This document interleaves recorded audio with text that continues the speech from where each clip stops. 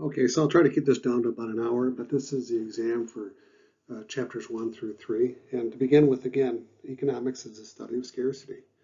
A lot of people think that they think it's more has to do with finance or money and so on and so forth, which of course it does, but it goes well beyond that when we start talking about scarcity.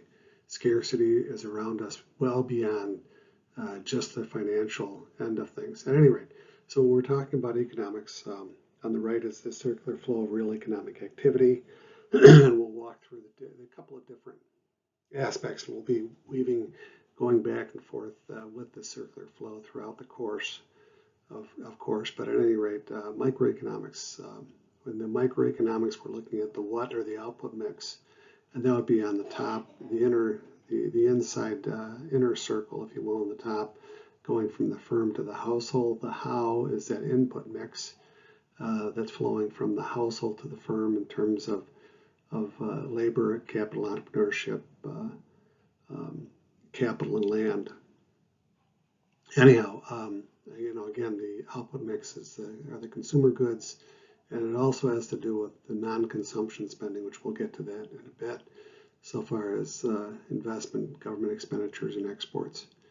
So for whom is that would be the income distribution, and that is the portion that flows on the bottom part, the people that get those goodies, those consumer items, if you will, from the firm, and the income distribution is the portion, the income that's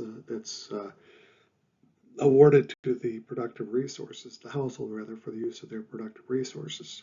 So that would include, again, income distribution would be wages, interest, profit, rent, wages going to labor, interest going to capital. Remember, capital is the physical capital, but the underlying part of that physical capital is that financial capital, the owners of the company, if you will, the owners of the firm.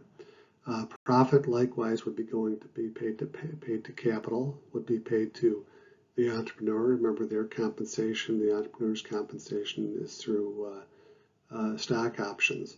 So that's kind of their pay, if you will, for an entrepreneur. And of course, labor could also be receiving some of the profits in terms of profit sharing. Rent, of course, goes to land, and land is once again the land upon which we walk, but also all of the natural resources under the land, if you will, under the ground. So that's kind of micro. Micro is what you'll notice is that we're drilling down on very specific areas within the context of this circular flow.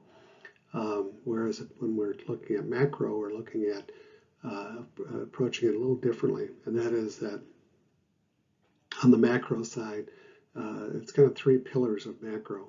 Those would be employment or unemployment, price level changes, inflation, deflation, disinflation, economic growth, which would be measured a variety of ways, but the one we'll focus on is GDP, gross domestic product. And gross domestic product includes the final value of all goods and services at market prices. So all that production that goes on in this circular flow, with respect to the firm, for example, that's going to show up in going to end up in this GDP, gross domestic products. Now, it's not just the firm, but kind of all roads lead to the firm so far as production is concerned, at any rate, or for the most part. It would also include, again, investment at the firm, which is the firm itself, government expenditures, that's government spending, but typically most government spending is on products that are being produced by the firm, and of course exports are, again, from the firm. And lastly, the largest component are the consumer goods and services flowing directly from the firm to the household. Again, that's economic growth, all right? So the other thing is this is kind of a follow-on with micro. It's kind of a mix between micro and macro, but actually the trade portion of it would probably be more micro. And so that answers kind of the question why. It's kind of an add-on to the above portion with micro, and that's the reason for trade, the international reason, international trade in this context, so far as our circular flow is concerned. But it's trade on any level. And trade is based on something that we call comparative advantage. And in that, if you have a comparative advantage, one country over another, you would be focusing your production on that. So for example, the U.S., we have a very large amount of arable land upon which we've grow a number of crops and corn, wheat, soybean, etc. And we are a net exporter of farm products, of agricultural goods, as opposed to a country like Japan with not so much land, if you will, for one, and also the land that they do have is not very conducive to growing a wide variety of crops like it would be in the U.S. So this is the basis kind of for trade, the comparative advantage. The other example that I'll show you another example of this comparative advantage in a moment, but the thing that we key upon with comparative advantage is opportunity cost. Opportunity cost has to do with what you surrender or you forego, your next best competitive option. So the example that we used for that was Justin Verlander. Justin Verlander, the pitcher for the formerly Detroit Tigers and now Houston Astros, was earning $28 million per year, 38-year-old college graduate with a degree in business from Virginia Commonwealth University, I believe. And you would say, what would his next best competitive option be if he were not a major league pitcher earning $28 million per year? And that would probably be, and we're being very generous, $150,000 a year salary working in business somewhere, right? So what we're saying then is that the opportunity cost is so huge, the difference between the two. We're saying that he is being overcompensated because his next best competitive option would be, again, that $150,000 job as working in business somewhere. And the point being, again, is that when we're focusing on this opportunity cost, we're kind of we're looking at what ought to be, what really should be, so far as a term that we use over and over again in terms of equity. Equity means that you're receiving your just desserts, you're receiving your opportunity cost level of compensation for the use of your productive resources. So this is the firm paying the household for the use of its productive resources, that income distribution, paying opportunity cost level of compensation for the use of those productive resources for your labor, entrepreneurship, capital, land. At any rate, back to this comparative advantage. So the basis, again, for comparative advantage is really hinges upon this opportunity cost. You focus on that which you have a lower opportunity cost, meaning it's more efficient, more effective for you to produce, like the U.S. to produce wheat, and to Japan to produce electronic goods, for example. And so that would be kind of the trade-off. The opportunity costs associated with it for the U.S. would be lower in terms of producing agricultural products than it would be for producing take your pick, something else where there's a higher opportunity cost for U.S. production over Japan. Okay, so comparative advantage. This is the lawyer versus the paralegal. Okay, so you've got one person who's a paralegal, and this paralegal was the best paralegal. It's like the legal secretary, super legal secretary. They do all the research and do a lot of stuff for the attorneys, for an attorney's office. And a very good paralegal is something that they can be paid quite well. So we'll just say that they're being compensated $50 an hour, okay, for being a paralegal, and they're extremely efficient at it, and they're the best in the area by far. And so as they're doing their paralegal work, they think, hey, why don't I just become a lawyer? So they become a lawyer, pass the bar, and now you're a newly fresh stamped lawyer coming out of the box. And the question is, do you continue to be a paralegal, or do you become a lawyer, or do you split both? Since you're so good at being a paralegal, do some of the work for yourself while you're an attorney. Okay, so it comes down to something very, very simple: this opportunity cost. So what we're saying is that an attorney would be paid. We'll just assume that they're billing at a rate of $100 per hour. It's probably more than that, but we'll just say $100 per hour versus a paralegal billing at $50 per hour. This person is far better off, regardless of the fact that they're They're an average at best lawyer just starting out versus the top-notch paralegal. The compensation is much, much higher for the lawyer. So you're better off focusing your efforts, if you will, on being a lawyer than being a paralegal. That's comparative advantage. Again, you can get into all the different nuances, but that's kind of the takeaway from that, is that we're comparing, that's the comparative advantage, and it's also the opportunity cost, focusing on your lower opportunity cost, of course, being a lawyer than being a paralegal.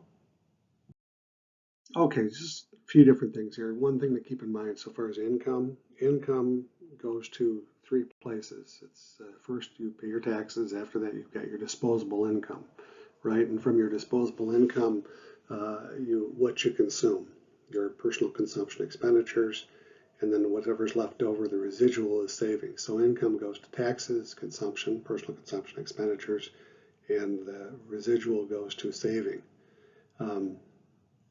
So onward. So when we're talking about injections, injections would be non-consumption, or excuse me, before we get into injections, let's do a definitional thing here. When we talk about consumption, the personal consumption expenditures are two different types of personal consumption expenditures. One would be durable, the other non-durable. And for durable, those are long-lasting items. So, for example, vehicle purchases, appliances, furniture, so on and so forth. As for the household, for the household purchases, those are durable versus non-durable, things that we use up very, very quickly. For example, like the gasoline in your car, and your lunch when you're buying food, etc. Those are considered non-durable goods. And so far as the non-consumption spending is concerned, that has to do with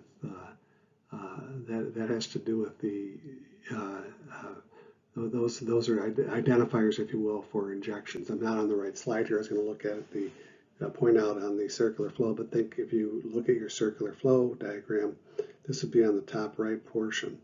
And those are also what are called injections. So these are injections. They go beyond consumption.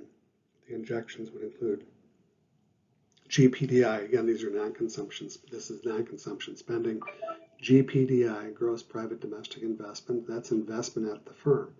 Specifically, when we use the term investment, we tend to think about it again financially, and which it is, of course, but more so in this respect, we're looking at it in terms of investment, in terms of physical capital goods that are flowing into the firm. They're being produced by the firm for the firm.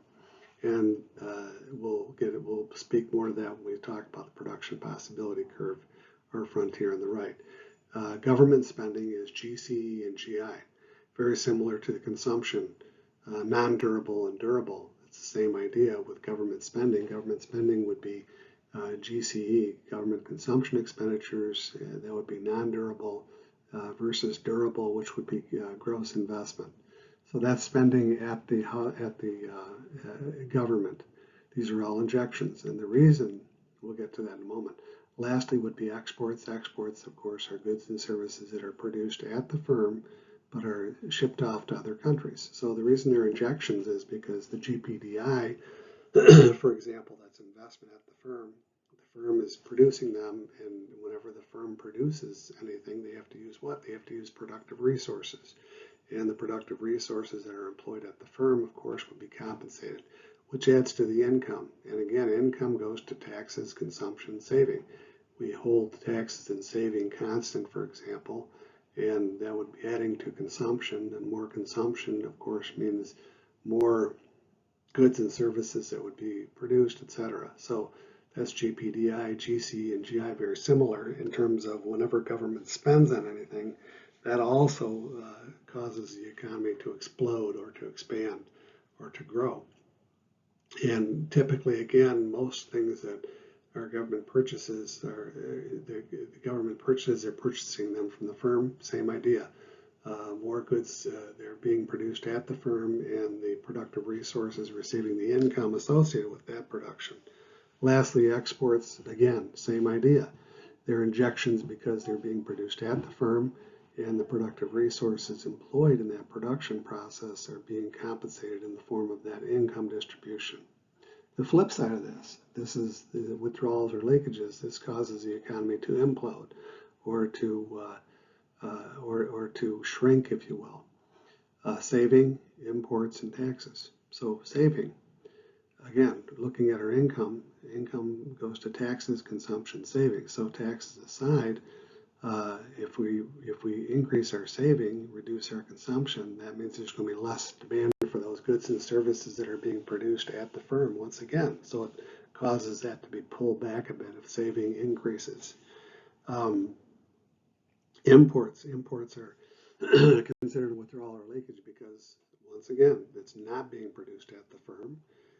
In fact, it's kind of a double hit because the goods and services are being produced by other countries and in other countries, and also our financial resources are going to pay for those, our domestic financial resources. So that money is leaving the country in essence.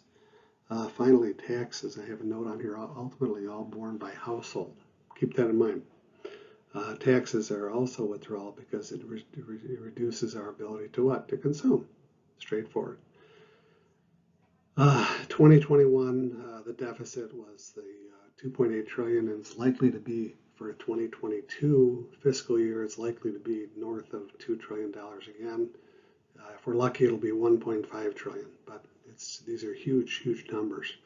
And basically, when we're talking about this deficit, it's revenue minus expense, meaning the revenue, the taxes that are flowing in versus the expenditures by government, and the result would be a surplus if their revenues exceed expenses, or a deficit if the opposite is the case, where expenses exceed revenue, which they have for the last 20 plus years. Anyway, which is all this rolls up into that overall debt, and currently we're $28.4 trillion, and I'm sure at this point it's closer to $30 trillion or beyond before long. So again, my example of opportunity cost, the other example I had, we talked about Justin Verlander already, and we'll talk about this more in a moment, but opportunity cost, the example with my niece was that if I had a choice between giving my niece $100 for her graduation from high school or not.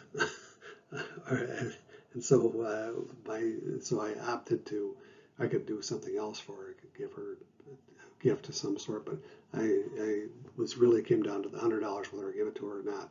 And so I have to weigh the cost. That's my opportunity cost. But once I give my niece the $100, it becomes her opportunity. It's transferred over to her, the opportunity cost. She's in possession of the $100, and from there she has the choices of what to spend it on. A new pair of jeans or something like that, or some clothing, or maybe concert tickets. And again, whatever choice that she made, I forget what it was now. I don't know what she may have saved it too. But that's where she has to weigh her opportunity cost. What is her next best competitive option? Justin Verlander, again, was the pitcher that we had talked about before, earning $28 million a year. And real briefly, I want to talk about equity and equality. It's something we will revisit a few times more in this class, obviously, going forward, a bit later in the course in particular. But I try to bring it up on occasion because it's a very important point, and that is that equity versus equality. We don't have an equal income distribution in this country. In fact, we have what's called a disparate income distribution, and growing disparate income distribution, meaning inequality. So the objective, do we want a more equal income distribution? I think everyone would agree with that. Something closer to, where everybody is earning closer to the same salary. But the distinction, what I'm getting at is, and we refer to this term equity. Equity is that you are receiving your opportunity cost level of compensation for the use of your productive resources, right? So you're getting your opportunity cost level of compensation. What that means is that you are receiving again your just desserts. So one of the reasons that you're going to school, of course, is do you want to be at that income equality mark, or do you want it to be above? Justification for being more than that equal income distribution, that $60,000-$70,000 per year per household. If you have two household income earners, that would be $35,000 per year each. If you wanted to be above that, the justification for that would be through this concept, this idea called equity. And what equity again speaks to is that opportunity cost level of compensation, meaning you work harder, you've invested a lot in human capital, taking courses like this, etc. So anyway, onward we go. I wanted to talk about production possibility frontier, production possibility curve, production possibility model. They all mean the same thing. And this goes back to when I was talking before about the GPDI, the investment at the firm. So in this representation, we have the production possibility curve, the consumer goods on the y-axis, the vertical axis, capital goods being on the x-axis or the horizontal axis. And the B represents, again, that's our production possibility curve. Any point along this production possibility curve is called productive efficiency. You are being efficient in a productive manner, okay, however you want to phrase it. And specific points along this curve would be what's called allocative efficiency, where you're focusing your efforts on either more consumer goods or some combination of consumer goods and capital goods. The idea, of course, the rationale for the reason behind why this curve bends in the manner in which it does, this concave curve, is that the opportunity cost comes into play. Because if you want to produce more consumer goods, of course, it comes at what? The cost of producing fewer capital goods, and vice versa. Anyhow, so that's that production possibility curve or frontier, what that line represents.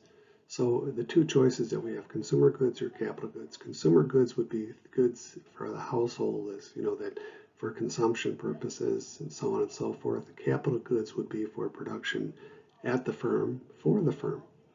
And the reason that we want to produce more capital goods is what?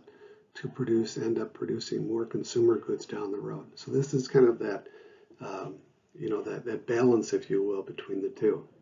And okay, at any rate, furthermore, when we're talking about this production possibility curve or frontier, there are three different points I want you to look at. First is B, which is odd, but that's that point of efficiency. Anywhere along that production possibility curve is efficient, and the specific points would be having to do with allocative efficiency. A means that we're operating inefficiently, meaning that we're not using all of our productive resources, because that's what pushes us out to that production possibility curve, is using all of our productive resources to the best of their capability, best of their ability. Labor, entrepreneurship, capital, and land, any combination. This is their point as far as we can push that production using those productive resources. So if we're at point A, of course, we're not using all of our productive resources productively in an efficient manner. So that would be, just for lack of a better, it's an easy way to look at it would be that, for example, there would be a lot of unemployment at point A. So we've got point B, point A, and now point C is beyond our production possibility curve, hint, meaning that we cannot, because remember, we're using our productive resources. That's the maximum that we can use them, that we can use them efficiently is at point B. So we cannot attain at point C beyond that production possibility curve or frontier. The way we get there, and we'll talk about this at another time, kind of moving forward, and that is that by increasing either our quantity or quality of the productive resources that we have, or some combination therein. More people, developing more human capital on the labor side, etc. More robots. It's typically the way that we kind of look at this. So Adam Smith was called a moral philosopher, and he wrote a book in 1776 called An Inquiry into the Nature and Causes of the Wealth of Nations. And he's kind of considered to be the father of modern economics, if you will. There's not to say that there wasn't anything before him. There was quite a lot out there, including places like in Spain and so on and so, the Salamanca School, lots of places where there was definitely economics that was under consideration, along with the physiocrats in France about the same time. But the interesting thing about Adam Smith was that, again, his background, he was a moral philosopher, meaning that he keyed up his work upon morality, of course, and intertwined with philosophy. And his a book preceding this by about, I don't know, maybe 15 years or so was called Moral Sentiments. It was a longer title than that, but that's kind of the theory of moral sentiments, something along those lines. And with this in mind, Adam Smith is also considered by many to be the father of sociology too, modern sociology. But at any rate, the basis or the Wealth of Nations covered a lot of different topics. It was a big book, and one of the main thing that comes out of it that pretty much everyone points to is called the invisible hand of competition, and it's only mentioned a couple of times in the Wealth of Nations, but nonetheless, it's the basis, if you will, explaining how this competitive model works, that this competitive free market capitalistic model actually works. And the basis for this, of course, I've talked about it in class, is that the invisible hand of competition is what it's another way of looking at it is by pursuing your own personal benefit, if you will, your own personal interest, you cannot help but to benefit, mankind, if you will, along the same lines. And the reason that, of course, happens is, as we've talked about in class quite a bit, with this competitive model, it's what keeps prices competitive, just that. If a competitor tries to raise prices, of course, the competition steps in and says, okay, I can lower prices and still earn an opportunity cost level profit, for example. Anyway, that's the invisible hand, always, reaching in and moving markets, if you will, back to that equilibrium point. Again, assuming that there's adequate competition, right? So the different types of economic systems, the one that we've kind of talked about quite a bit and centers on that circular flow of real economic activity is a competitive free market capitalism. And that's the circular flow without government involved. This is laissez-faire economy, leave it alone. In other words, no government involvement at all. So, of course, there's no such thing, but that's kind of the basis, if you will, for this, our circular flow, our free market capitalism, more specifically competitive when we throw the invisible hand in there, keeping that in play. Mixed economy is more the reality in the world. There are different degrees of government involvement. So the U.S. versus, say, for example, like with Europe, European economy countries have much more government involvement than the U.S. does. Nonetheless, these are mixed economies that kind of run the whole gamut. Command economy, of course, would be communism, socialism, communism, like a North Korea type regime where there's absolute control over all of those productive resources, over the production process. The entrepreneur, the role of the entrepreneur is filled by the state through boards like commissars and so on and so forth, again, as we described in class. China is probably closer to a command economy. It's moved somewhat toward a mixed economy, but nonetheless, it definitely, the Chinese Communist Party, the CCP, runs the show in China. Don't ever doubt that. Anyhow, tribal economy, that's barter. Barter is, again, where there's no money involved. And we have barter today, so it's not like it's gone away, but those economies that are based on barter are gone, pretty much. It's, again, there's still barter, but not economies that are not based on money, if you will, financial currency, etc. Anyway, there may be one or two that are out there, but I can't even name them. They would be so small, so far removed. The next thing we're looking at is this whole concept, moving into the concept of demand. And I'm jumping right in.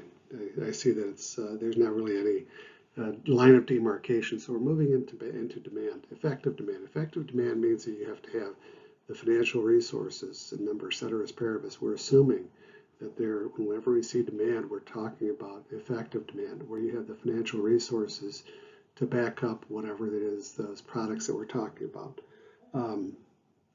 Anyway, how and why is the quantity demand inversely or negatively related to the price of a good or service in question? Again, this is the law of demand. Law of demand dictates that as the price goes up, the quantity demand falls, or the quantity demand is reduced, if you will. So this is movement along that demand curve. Demand curve is, shows here with the price on the y-axis, the vertical axis, and the quantity on the x-axis or the horizontal axis, and the demand curve is sloping downward to the right, as it does most all the time, except for in the case that we talked about, like with a Giffen good, for example. Again, that's the law of demand. Price goes up, quantity demanded is reduced or goes down. So again, when we're talking about demand, we look at two different ways. One is the change in quantity demanded versus a change in demand. So a change in quantity demanded, I've talked about this several times in the class, but this is something I do recommend that you kind of write this down. Like, just have a piece of paper next to you as you take your exams and just kind of sketch these things out. Sketch out a demand curve, what the relationships are, and so on and so forth, supply, demand, etc. So change in quantity demand rather is movement along the demand curve driven by a change in price and price alone. As opposed to a change in demand, it's shifting the entire curve. Remember, that curve is the entire demand curve. That downward sloping curve, that straight line in this case, that is the demand curve, and that's the entire curve. So a change in demand means that we're shifting the demand. So we're shifting the entire demand curve irrespective of price. Price, of course, is typically involved as well, but other things than just price. So again, we're talking about a shift in the entire demand curve, not moving along the demand curve, which is driven by a price change, as in change in quantity demanded. So these change in demand, different things that would affect it would be the income effect, quality, advertising, substitution effect, substitutes, complements, expectations, weather.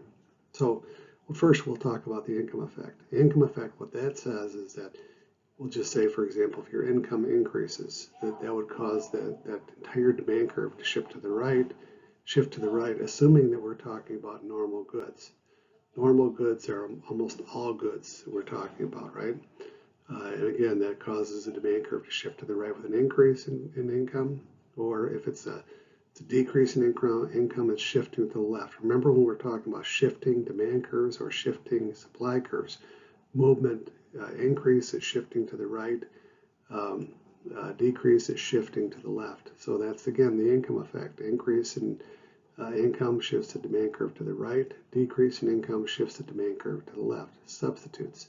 Substitution effect. What that indicates is that if the price of good A goes up, the quantity demanded of good B goes up, meaning if they are substitutes, if they are reasonable substitutes one for another. Pickup trucks was an example I've kind of thrown out in the past. So you take a Chevy Silverado pickup truck versus a Ford F-150 pickup truck, very similar, similarly decked out, if you will. And so if the price of the Silverado goes up by $1,000, chances are that the quantity demanded of the F-150 would increase accordingly, right? Because the price of one good A goes up, the quantity demanded of good B goes up. These are complements. And that also speaks to when we talk about the sum of, when we're summing up demand curves, as we're adding demand curves together, the demand curve itself flattens out, and the flattening of the demand curve is very, very important. We'll talk about that further as we kind of go along, but again, that's when we have substitutes, we're looking at a flatter demand curve versus a steeper demand curve, which speaks to when we talk about quality, increasing quality shifts the demand curve. Advertising will also shift the demand curve, and this would be moving in the opposite direction of a substitution effect. Whereas with a substitution effect, you end up with a flatter demand curve. With the advertising, you would have a steeper demand curve. The demand curve steepens because assuming the advertising is effective and people are less impacted, if you will, less sensitive to those price level changes, price elasticity of demand. Complements are goods that go together, meaning that if a price of good A goes up, that means that the quantity demanded of good B, they're assuming their complements, goes down. Peanut butter and jelly, the price of peanut butter goes up, the quantity demanded of jelly is reduced. The demand actually for jelly actually reduces. Other things go along with that, including a whole variety of things that I talk about: weather, income distribution, etc. So these are all things that spell a shift in demand. So again, as we just indicated, we're talking primarily, well, there are more than this, the things that impact the demand curves, but these are the ones that are kind of the most evident, if you will.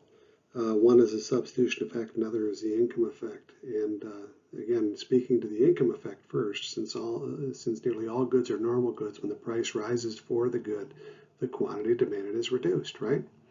And so when we talk about the actual income effect, we're actually talking about the shift in demand, meaning if we have a decrease in income, the demand curve shifts inward to the right, correct? I should say to the left, excuse me, inward, closer to the origin, so it would be leftward. I'm getting myself backward here.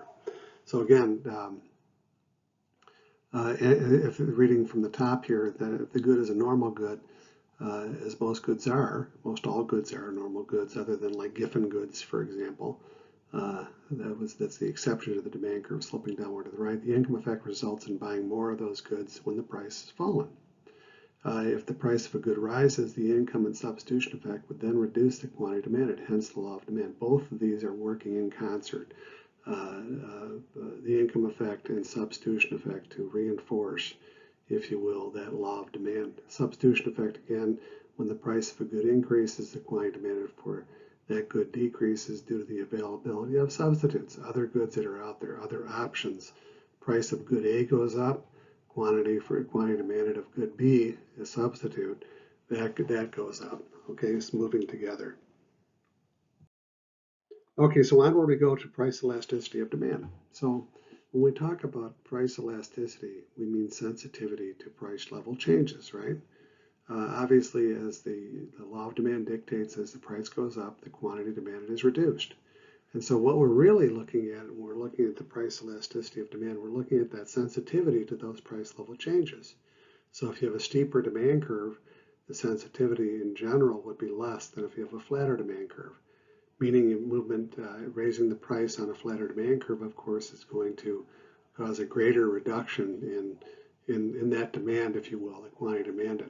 At any rate, so price elasticity of demand, this is our representation of price elasticity of demand in terms of looking at this in terms of total revenue, seeing the shape of the demand curve and so on and so forth. So first on our demand curve, we're looking at the midpoint. That's also called the unitary elastic point.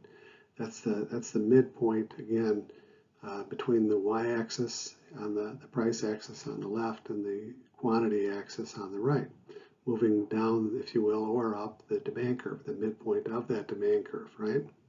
So it's a very important point. Again, we call it the unitary elastic or the unit elastic point. And below that point, moving to the right, that's called what we call the inelastic range. And if you're in the inelastic range, what that means is that if you have a price increase, that means that it's revenue enhancing. Remember, revenue is equal to price times quantity. So for any good entrepreneur, all you really care about is what? Increased revenue. You don't care about the price or the quantity.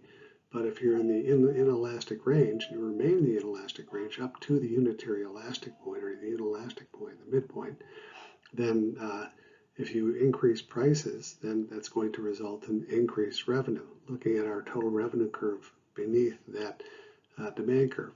Moving beyond that, moving leftward closer to the price or the y-axis, moving up the demand curve past that unitary elastic point, what you find is that if you have a price increase, that results in what? Less revenue, okay? So it's very, very important to find that midpoint, find that unit elastic point. If you're, as an entrepreneur, you're always searching for that, because remember, when we're looking here, we're looking at a very static arrangement. This demand curve is a straight line demand curve. It could be curvilinear. They shift all the time for a variety of reasons. So you're always searching, trying to find the right price. And if you're in the elastic range and you happen to raise price, you end up losing revenue. So what do? You reduce revenue. You have sales, so on and so forth, in order to clear out your stock, your inventory, if you will. All right. So again, this is that price elasticity of demand. And there are all kinds of other elasticities, not just price elasticity of demand. It could be income elasticity and any variety of things. And we're talking about the sensitivity ultimately to those price level changes. Okay. So further, price elasticity of demand. A demand curve facing a firm that slopes downward to the right indicates that the firm has some degree of market power or price power. Because again, this downward sloping demand curve, this is also what's referred to as the average revenue curve. What that indicates is that, the firm, the business, if you will, has some degree of market power, meaning that they control prices a bit. Again, when we have a demand curve that's not horizontal or flat, then you can raise prices to increase revenue, assuming you remain where? In the inelastic range. Okay?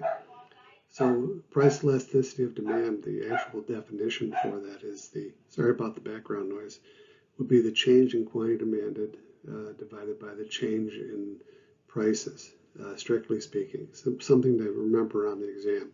So QD1 minus QD2 divided by QD1. That's the percentage change in quantity demanded over that percentage change in price. P1 minus P2 divided by P1. Okay? Anyhow, that's it for price elasticity of demand, and onward we move. So on we go to supply. Very similar. Remember, they're moving in opposite directions, where a demand curve has an inverse relationship or a negative relationship sloping downward to the right. The law of supply dictates as price goes up, quantity supplied is increased. And anyway, so it's a similar idea, except they're moving in the opposite direction. Price goes up, quantity supplied increases. And the rationale behind it is twofold. They're more than this, but we'll just look at two different reasons. One, of course, is the profit motive. If prices are higher, then of course the supplier will want to do what? Supply more goods and services to sell, and meeting that demand, meeting the demand requirements, if you will. The other idea behind this is that it goes back to our production possibility curve, and that is that the more we produce of something, the more expensive it becomes in terms of the other product. So if we remember consumer goods and capital goods, if we produce more consumer goods, it becomes more expensive in terms of those capital goods that we're not producing. And it's the same idea with law of supply, is that we have what? We have limits. We have limited resources. We have scarcity as present. So that's also kind of the real story behind the supply curve. It also indicates what this is another, the supply curve sloping upward to the right also is a measure of cost, if you will. And that would be something that would be explored in micro going further. At any rate, so rightward movement is an increase in demand. Leftward movement is a decrease in demand when we talk about a shift in supply or a shift in demand, or a shift in supply or shift in demand, either one, right? So anyway, rightward movement up the demand supply curve is a quantity increase. Leftward is a quantity decrease.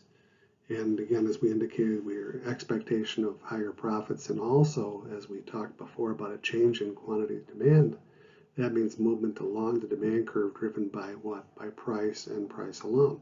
Similarly, a change in quantity supplied is the same, is caused by the same thing, a change in price and price alone, price and price only, okay? So again, similar to demand, when we're talking about a change in demand or a change in supply, that means we're shifting supply. And so when we talk about a shift in supply or shift in demand, again, I'll say it one more time, shift in moving to the right would be an increase in supply or demand. Moving to the left, closer to the origin, would be a decrease in supply and demand or demand. So in our representation here, we're showing S1 to the right of S2, moving from S1 to S2, that's reduction, leftward movement in supply. And changes in supply can be caused by any number of things, ranging from change in the cost of inputs, whether they're reduced or increased, whether they're the cost goes up or cost goes down. That would, if the costs go up, that would reduce supply. Costs go down, increasing supply. More competitors would cause an increase in supply, shifting supply to the right again, etc. Change in the physical production facility, change in weather, bumper crop, shift supply to the right. Improvements in technology, remember we're assuming, ceteris paribus, that the technology is working properly. And if that's the case, then we would be shifting supply to the right again. Taxes go up, it would shift supply to the left. It's a cost to the firm. Government subsidies would cause our supply to shift to the right.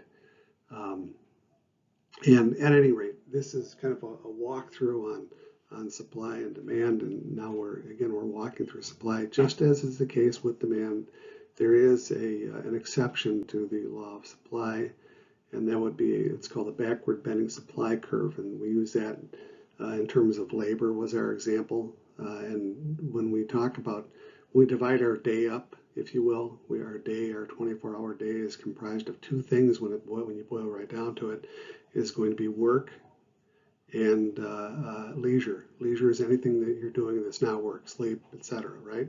That's leisure. And work, of course, we know what work is. And so we can make an assumption that this is pretty clear, is that leisure is a normal good. So in other words, the more income that we have, the more leisure that we want.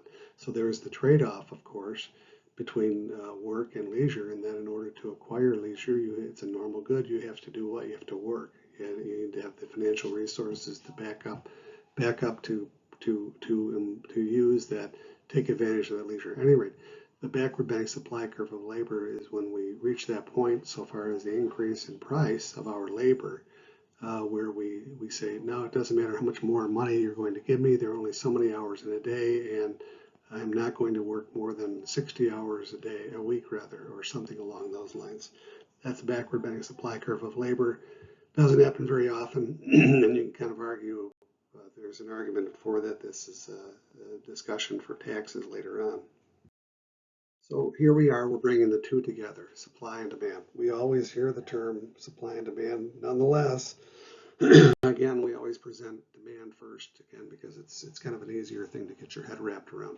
So this whole idea of supply and demand first came together it was first formally introduced by Alfred Marshall, a British economist, and it was called the Marshallian scissors, etc. It looks like a scissors, right?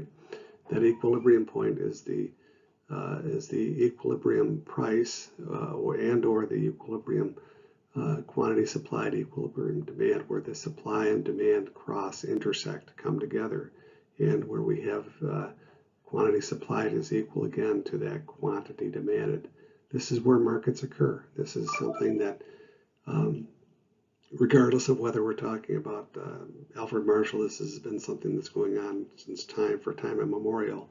This is where markets clear. This is that point at which both buyer and seller are either satisfied equally or dissatisfied equally. Take your pick. Anyway, again, this is supply and demand. It's that equilibrium price. It's the market clearing price. This is where markets are functioning properly, our circular flow, where our households and the firms kind of come together, so far as the household as consumer and also household as provider of productive resource, right? So when the price is at that equilibrium point, of course, that's the quantity demanded is equal to quantity supplied. So what happens when this is a direct reference to this competitive model, if you will, the free market model, and this is where prices adjust. Prices make the adjustment if you're not in equilibrium. So, for example, if you're above the equilibrium, price-wise, what you have is what's called a surplus, meaning that the quantity supplied exceeds the quantity demanded. And if you go up from that to the new price level above the equilibrium and go across, the first line that you hit is the demand curve and associated quantity demanded. To continue on to the supply curve, the associated quantity supply curve, supply point rather. And that quantity supplied, of course, is greater than that quantity demanded. So the way we get moved back to the equilibrium, of course, is through this price function, meaning that, again, as the price goes down, law of demand says what? Quantity demanded is going to increase. And likewise, or conversely, I guess I should say, as price goes down, what happens to the supply curve? Quantity supplied decreases, moving back down to that equilibrium or that market clearing point. Again, that's the main thing to focus on, is getting back to that equilibrium. So that was the prices above the equilibrium. If their prices are below the equilibrium point, that would be a shortage. And so the opposite, of course, would be the case. If the price is below that equilibrium, the first line that you cross, moving horizontally, moving rightward, if you will, would be the supply curve. And then the next, the associated quantity supplied, and moving to the right, crossing the demand curve, and the associated quantity demanded. Quantity demanded exceeds that quantity supplied. So that would result in a shortage, right? So in order to clear the shortage again, the pricing mechanism comes into play. Price goes up, and you move back to that equilibrium point to clear those prices. So when we talk about surpluses, this is in the context of the market-driven system. There's also, when we talk about a mixed economy, we have government involved. And so we, the citizens of the country, for example, would say, we don't like where the price of labor is at, right? So we say we want the price of labor higher than where that market clearing price is going to be. So we establish a minimum wage. That would be an effective minimum wage, a wage above that equilibrium point. And by doing that, of course, the wage is higher, and we're forced to be at that point. We call it a price floor, meaning that it cannot be lowered any lower. It cannot go any lower than that, and it's above the equilibrium point. So in order to be above that equilibrium point, it has to be an effective price floor. It has to be an effective minimum wage, meaning, again, it has to be above the market clearing price. So let's just assume we're talking about a $15 an hour wage. That would certainly be a minimum wage. If it was a minimum wage of $50 an hour, it would be well above that equilibrium point. And of course, what happens is the same thing as what we see with surplus. You go across from that new price, the $15 an hour price, and what you encounter first will be the demand for that for that labor, and then continuing on, you cross the supply curve for the associated quantity supplied. Quantity supplied exceeds the quantity demanded. And this is when we think about minimum wage, we kind of forget that we're talking about the supplier. In this case, would be the household in terms of the productive resource labor. And the demander, if you will, would be the firm. We usually look at it the other way around. Nonetheless, that would be a surplus, and that would also be an enforced surplus, a price floor, if you will. Okay, so now we go on to our shortages or price ceilings. So what happens with the shortage, of course, is that the price is below that equilibrium point, and the first line that we come across would be the supply curve. So quantity supplied would be less than the quantity demanded, right? And so the way, of course, the way we clear a shortage would be to do what? To raise prices. So when we ask government to step in to put a price ceiling, an effective price ceiling in place, this would come in the form of something along the lines of rent control. It's something that we don't really know much about here in Michigan. We don't see it, but we do see it in places like New York and Los Angeles and parts of LA and San Francisco for sure. And so what that means is that we have a rent control situation, which is a price ceiling, meaning that the landlords, if you will, the apartment owners could only charge a certain amount for that apartment. And so this is something that is put in place again because the citizens request that they want this. They vote for these things. It's very popular so far as the citizens are concerned. But the problem, you run into the problem in that if you have a shortage again of housing, more people want the housing than it's actually available for the price in which it's showing at that, because of that price ceiling. And the reason that you don't have more apartments going up or increased number of spaces is because of the cost to the landowner, the cost to the developer, because it's very straightforward. You walk through the situation with trying to develop a new apartment complex, and what you find is that your costs exceed the actual revenue that you would be getting in, the prices that you would be charging for rent. The rent just is not high enough for you to justify building a new apartment complex, for example. Anyway, those are shortages and price ceilings. So that kind of wraps it up. Surpluses and price floors. Examples of those, again, minimum wage and subsidies, such as like corn subsidies and so on and so forth. Again, we've described those in class. And liquor prices, one more thing out there. So for setting minimum prices for liquor, the lowest you can possibly charge someone for liquor, for example. Anyway, that's it, and I kept it under one hour.